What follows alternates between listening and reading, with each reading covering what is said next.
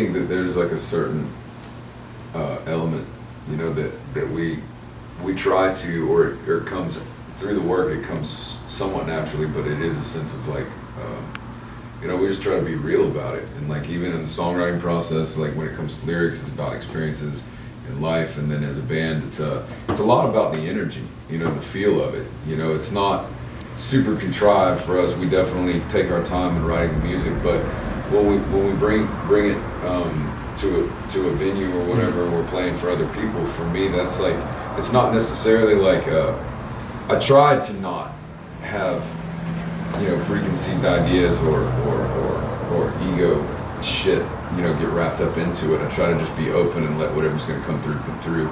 I think we all do that as a band, and it's like we give it as everything we've got. Like especially this dude, you know, if you ever want to talk to him after a show, you know, You have to wait for me to vomit. Yep, that's our measure of a good show. Did the drummer puke? Yep. Okay, we kicked ass. and I mean, for me, like the energy involved in that live situation has a lot to do with the energy coming back from the people in the room. Absolutely. You know, and you know, I think that there's a lot to be said for that, because I mean, it's not necessarily that. You know, I mean, from a certain level, I think that like it's a form of service. If you're able to present something or perform something that helps somebody else process or feel or just have a good fucking time, you know, that's what we're there to do. It's not so much about, I try not to keep it about, for me personally, about me as much as I can. You know, it's almost impossible because, you know, not much from all I think about, but you know, that is like... That's where I come in. That's where I come in to kind of like flip that ego back. Cause Yeah. Well, no, I mean it's. you know, I'm not much of an ego guy per se, but I'm an alpha, and me and John, our alphas clash sometimes, and we keep each other in the right standings Yeah. as a whole. It's.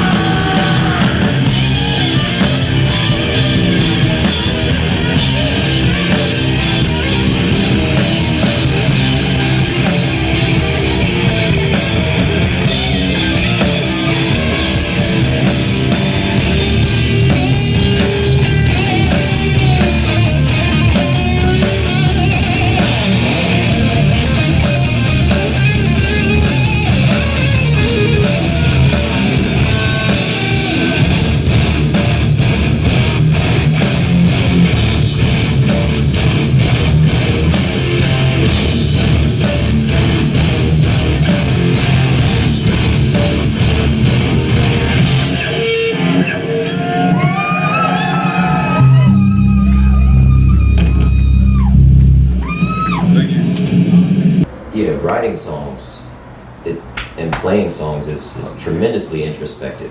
Where else would it come from? Like, saw an interview with I can't, or maybe it's the movie, to reference John Lennon. You may know more about this than I do, but dude shows up on John Lennon's doorstep, traveled across the country to meet him, and he's saying, you know, oh, you wrote this song about me. You know, it's you're speaking my life through song. And John Lennon basically says that's bullshit. You know.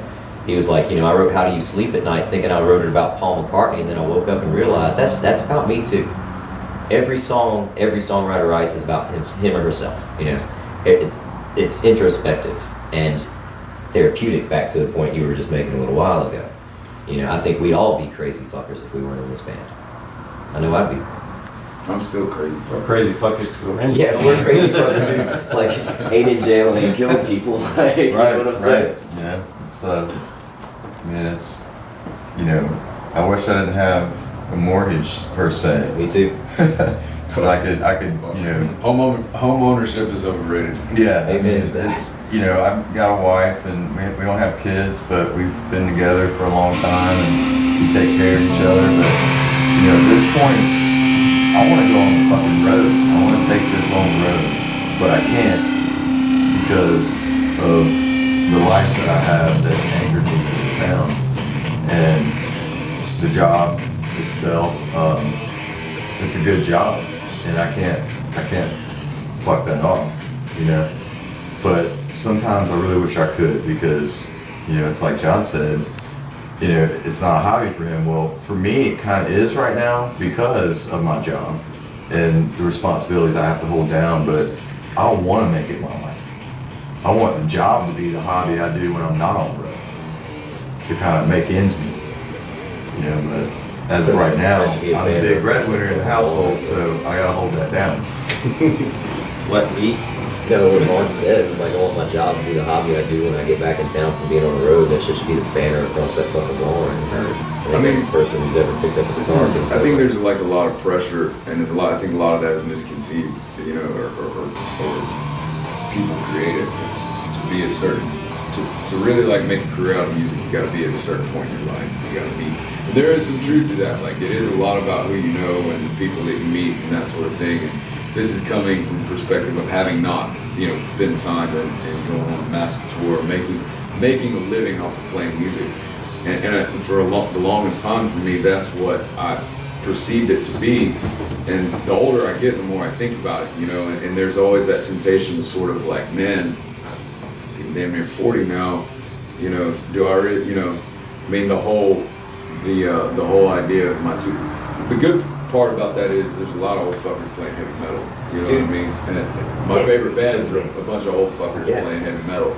You know, but at the same time, I think, you know, I personally have just come to grips with this idea of like, regardless whether I'm doing this for a living or not, I'm still going to be doing it. Yep. You know, so if it moves forward in a direction where it's generating its own income and that sort of thing, I mean, yeah, that's the dream, really, to be able to.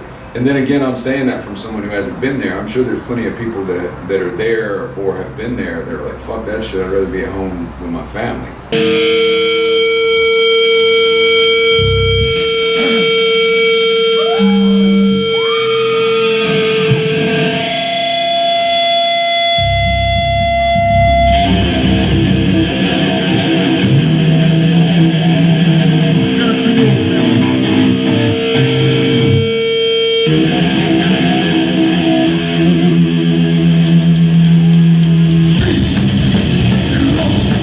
With the judgment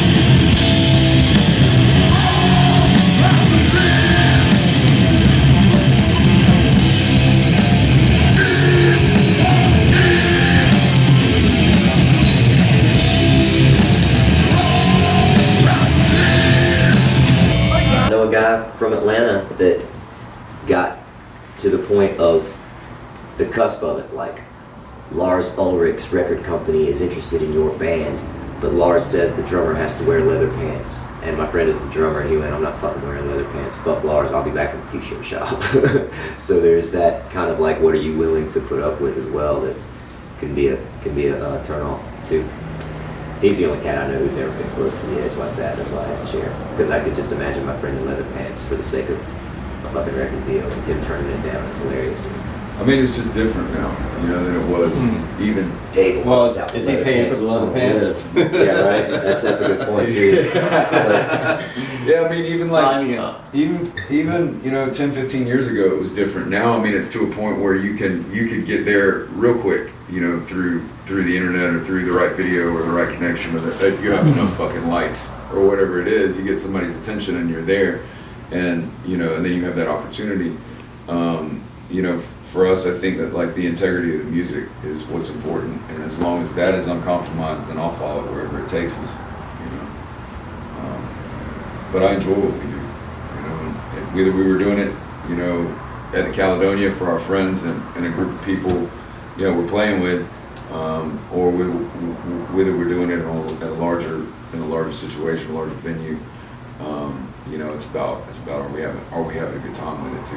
You know, because I think that has a lot to do with how it translates. You know.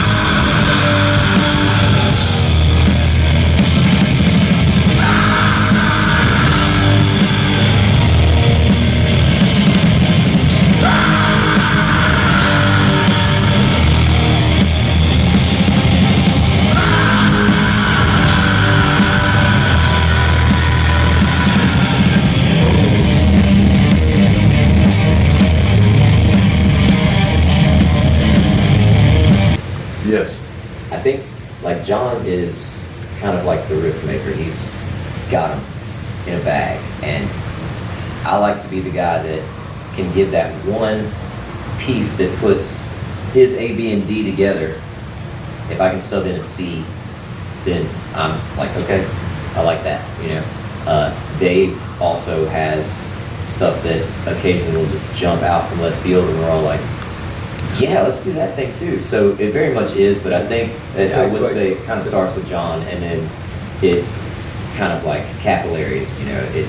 John's energy reaches out to us, and we all kind of feed off of it, put our own kind of taste to it, But usually that's kind of, John's the one's like, hey, check this out. I got this riff, I got that riff, I got this riff. Occasionally I'll bring something in, but it's more of like, mine aren't the song starters, mine are the song, like Band-Aids, like, let's put these two parts together with my riff. And that's pretty fun, honestly, it's pretty rad. Like the responsibility of being that dude with all the riffs is pretty heavyweight, John's got the shoulders to carry it, I think.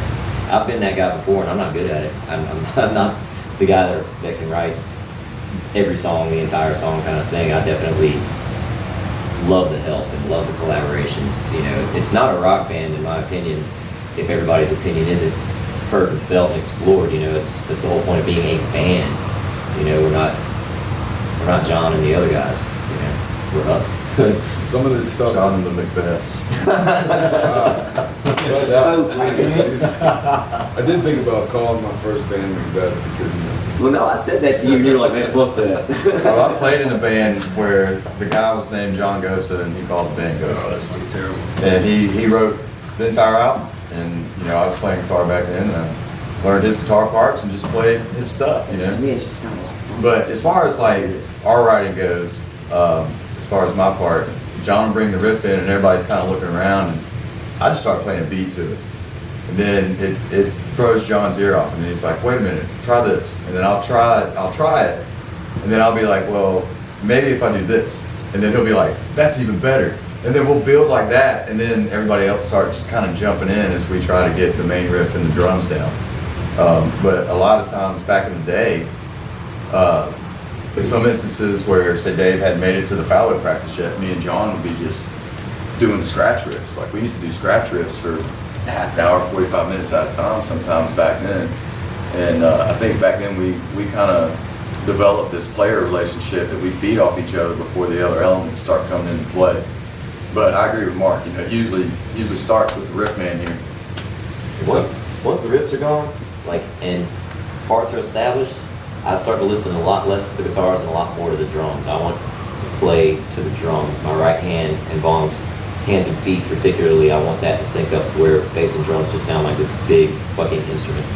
And then I think that makes the guitars really just get pushed that much more in your face. And that big building wall, I want to sit down into the drums and just be there.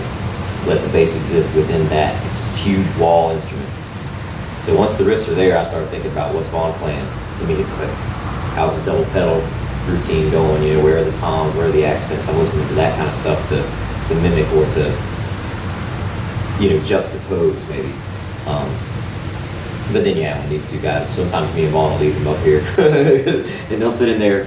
There's the two of them for like an hour. We'll come back to the next practice and be like, all right, hey y'all, check this out. They'll start talking, where they're just riffing back and forth. And all it is a look between the two of them, and one does one thing and the other one starts to harmonize, and then it's like, oh, are you doing the fifth?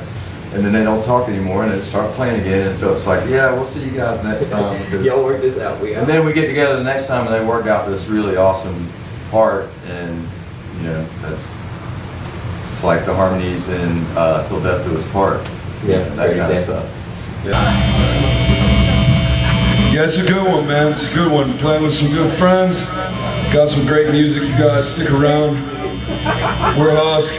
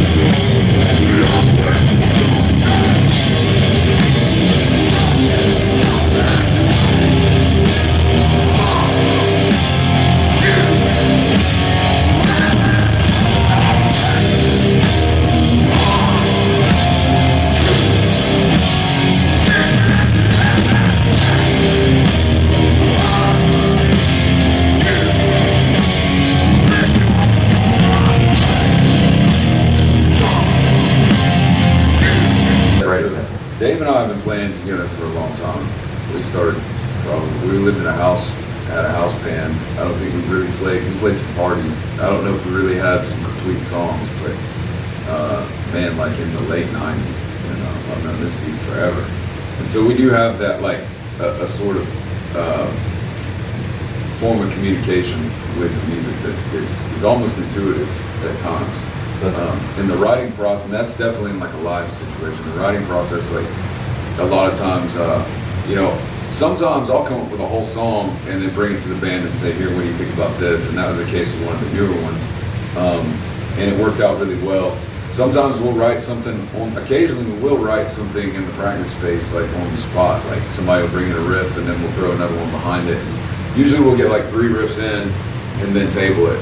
And then sort of like keep messing with it. It takes a while to get, most of the time it takes a while to get a song where we really want it. And then there's the whole live situation, which for me, some of the songs as far as the lyrics are concerned, I think the ones that for me, because Dave and I have played together for quite a while in a few different situations, and some of the songs that we have are older songs.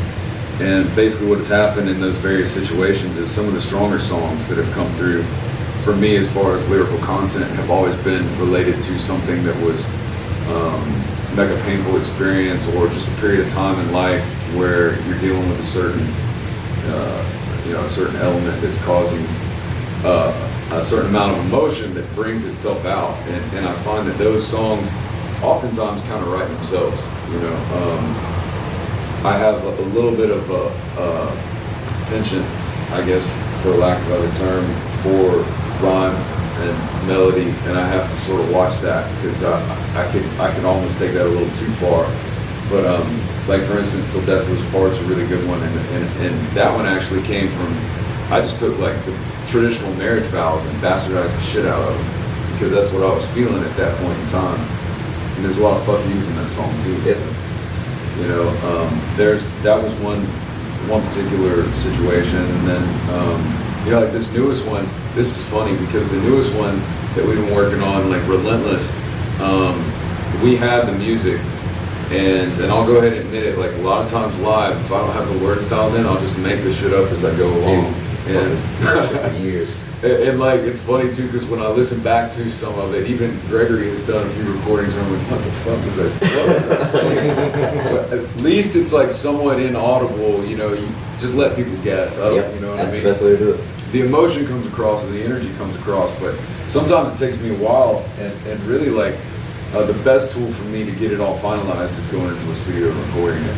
But like this newest one, "Relentless," it's kind of funny because like I didn't really know what the song was about.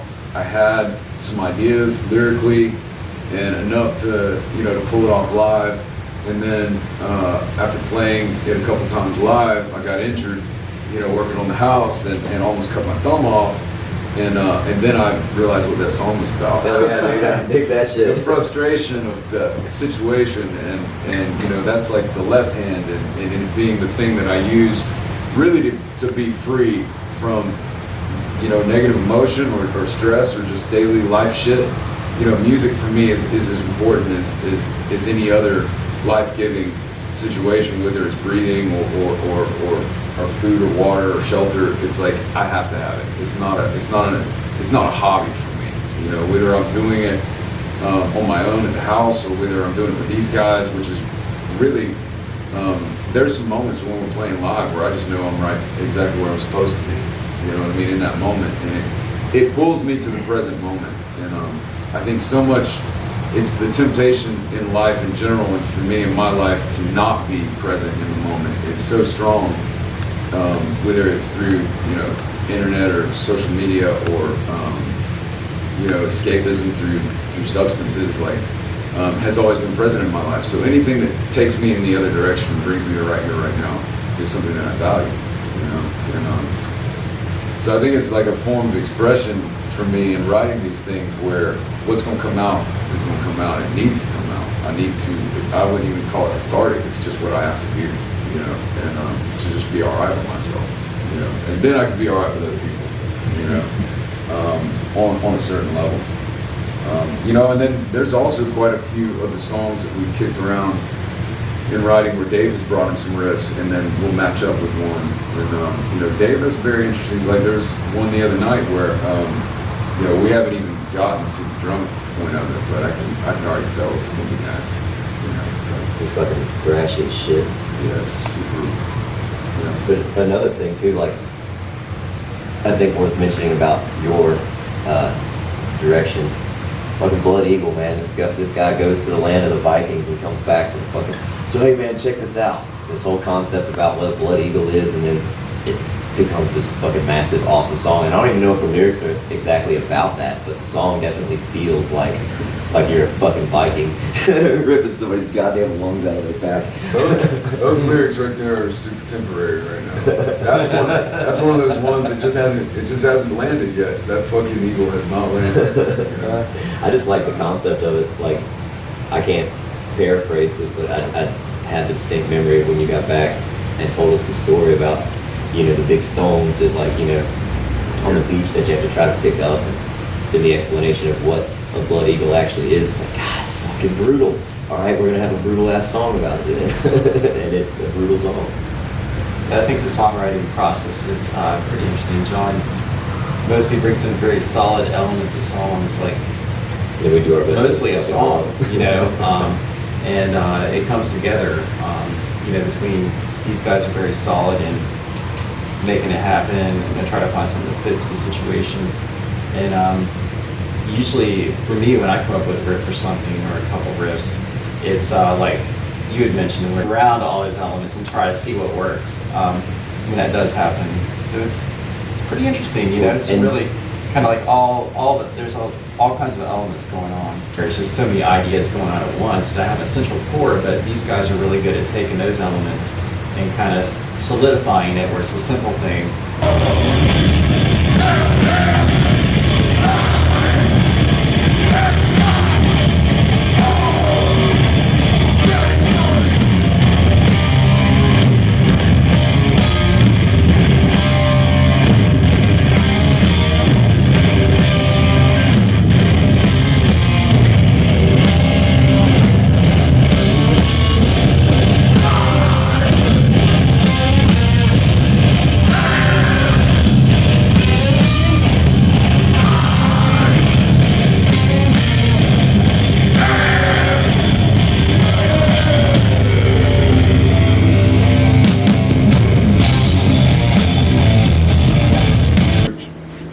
Old school Ampeg V4 cab I found at a pawn shop for like $40 and replaced the speakers. This is my number one. This is the 79 Les Paul Custom. It's heavy as fuck, but sounds heavy as fuck too. I like this one because it's got a real thin neck. Pedal board layout is pretty simple, just overdrive, delay, gate, situation, tuner. And then this is a newer one I've been playing a lot since I got it. It's a Dunnable. It's a guy out in California. He's also a guitar player from the band Intronaut who makes custom guitars.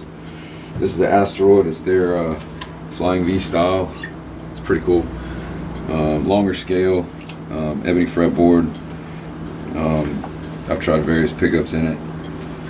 But yeah, that's pretty much it. This one's a little easier to play with the recovery from the injury. So a little bit. It's a little bit of a struggle, but a little lighter too. So.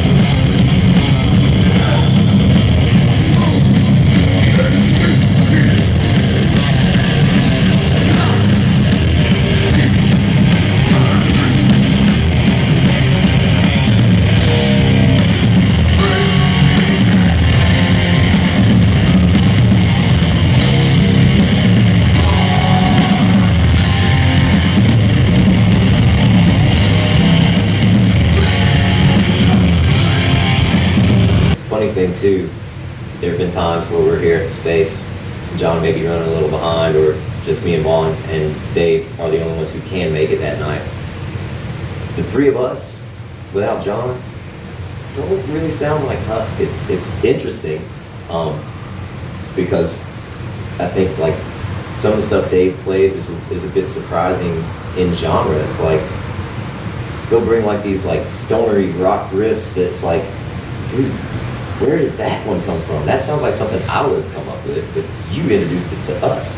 And John will come in and be like, oh, my band was practicing tonight. This ain't my fucking band. it's interesting. I just never said that. like I never said that. it's interesting. What my point, I guess, is that if you kind of like look at us individually, influences are all over the place, and I think that all four of us are completely capable of stepping outside of our, comfort zone or what we're used to playing, what we would traditionally do, and are willing to walk on the other side of the street with our bandmates too.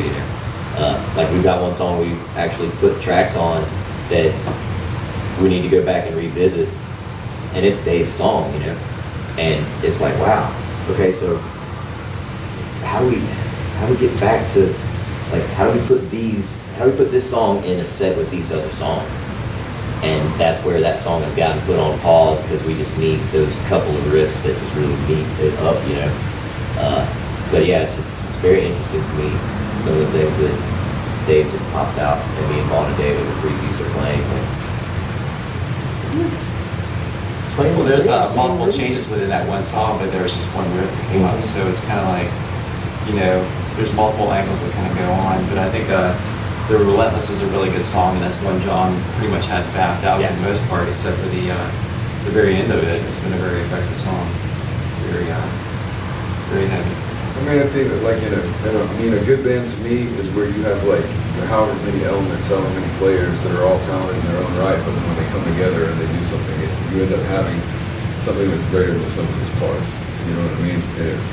It's more like it is organic and it is like evolutionary, in a lot of ways, but I think it just gets that much bigger, especially when there's a level of commitment and communication, and it's hard to get along with those fucking people sometimes. I think we all get along pretty well. Yeah, I mean, being in bands, that's one reason I went for the two-piece, was because of that exactly. The more people you have, and you've got these opinions that can cause, like, not fights or anything like that, but a song can suffer for a difference of opinion when you've got so many strong opinions, And yeah, it's refreshing to be, this group. It's an even number. 4 is my favorite number. I'll put it to you as simple as this. If I can argue with you and come back to you the next day like nothing happened, then we're brothers. And that's what we have here between me and him. We argue sometimes, but it's healthy for the songs, because it allows, if I feel strong enough about something, I'm not going to back down about it. And John's the same way. And so we butt heads sometimes.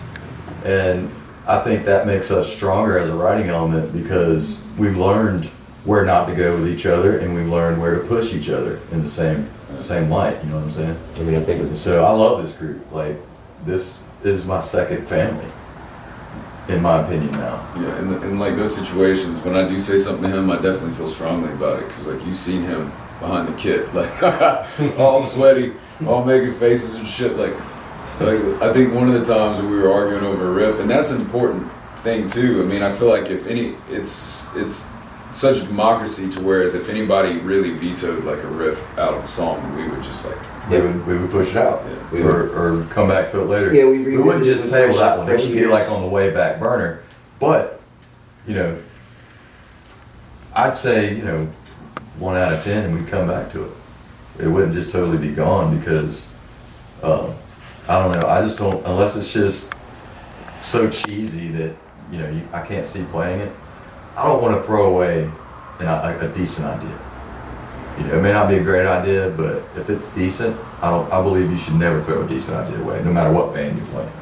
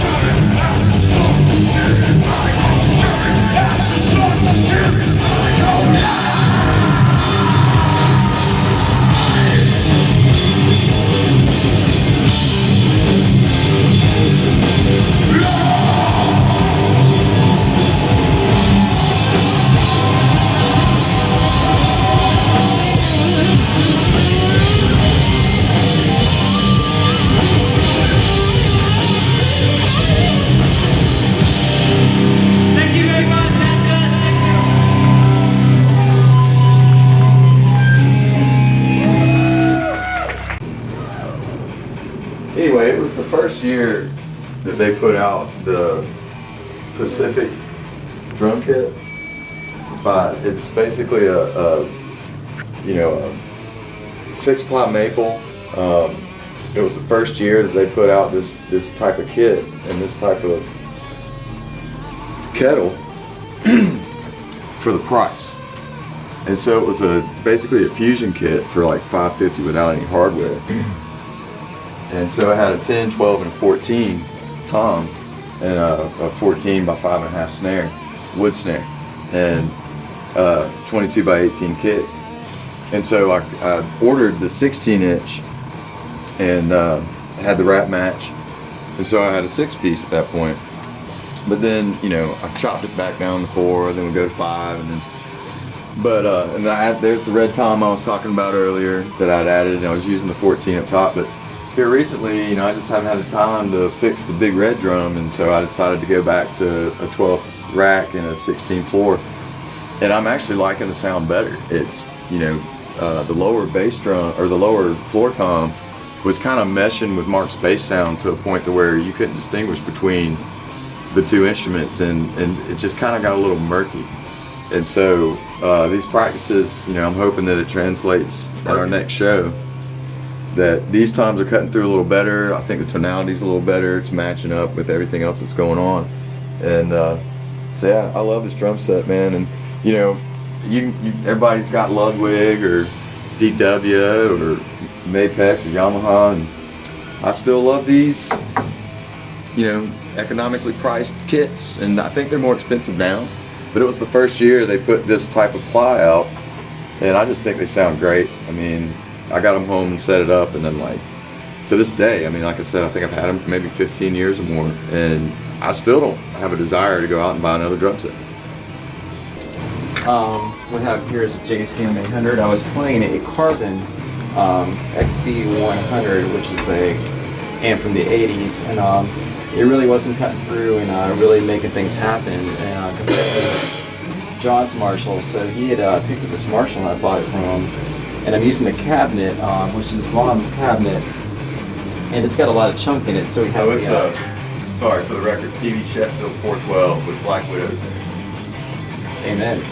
So what we have here is a lot of cut and a lot of boom, and what I'm playing is an SG, and that's been kind of evolved a little bit. Initially I was going to change it up, but I did some changes in the pickups and some of the other things involved in it, and got a good bit of chunk out of it, and some might frown on this, but I'm using a metal zone and a DS1 distortion. Nothing seems to get the hair like the Metal Zoom M2. And I just slowly but surely put it together to something I was happy with. As far as guitars go, I am a Music Man guy. Traditionally, I have a Stingray at the house. That's my baby. I usually leave her at home because she's 20 years old. This one here, I've always wanted a nice Fender P bass, and no shit, had a dream about this bass. Like I was the guy in the Doors on Venice Beach, walking around town playing my bass with a little pig nose amp on my side, Lake Placid blue with the tortoise, and they had it at Musician's Warehouse. I got my taxes, went down there and fucking bought it, put it on layaway, walked out the door with it. I put the pick guard on it, had it set up by my friend Marcus, and now I don't want to play any other bass. This is home. It's the easiest bass I've ever played. It's fun, it's fast, it's slick, it sounds rad. Super simple electronics, no frills, it's all inclusive.